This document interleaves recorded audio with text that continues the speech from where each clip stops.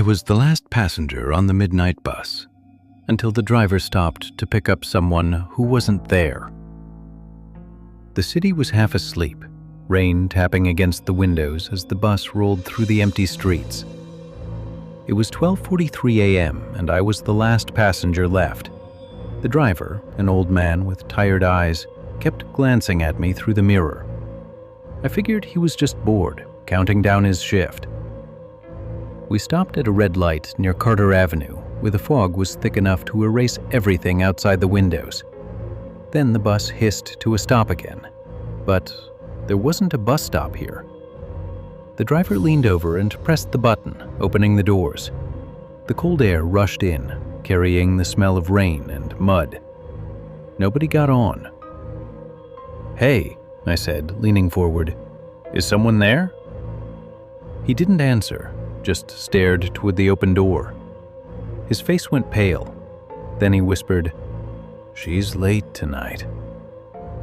Before I could ask who, he closed the doors and kept driving. The rest of the ride was dead silent. The only sound was the wipers scraping and the engine humming like it was straining to breathe. A few minutes later, I saw movement in the reflection of the front mirror, a shape sitting in the back seat. My throat tightened. I turned around. Nothing. Empty. But in the mirror, it was still there. The driver saw it too. I could tell from the way his hands trembled on the wheel. "Don't look at her directly," he muttered. "She doesn't like being seen." I froze. "What are you talking about?" He didn't respond, just whispered something under his breath, like a prayer, and kept driving faster. The rain thickened. The fog outside turned almost solid white. The bus lights flickered, and for a split second, I saw someone sitting beside me in the reflection. A woman. Wet hair covering her face, clothes drenched, skin pale like wax. I turned my head slowly, and she was gone again. "Stop the bus!" I yelled. The driver slammed the brakes. The doors opened automatically this time, but there was no sound, no wind, just that thick, suffocating fog.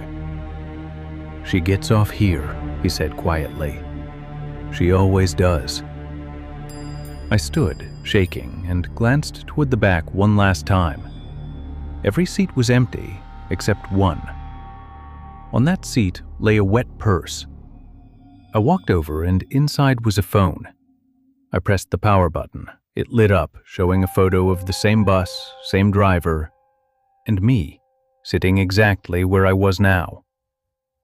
Then, from the driver's seat, I heard him whisper, "You shouldn't have picked it up." The bus lights went out. When they flickered back, I was alone again.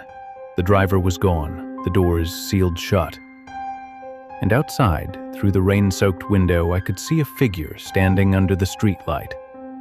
She was waving.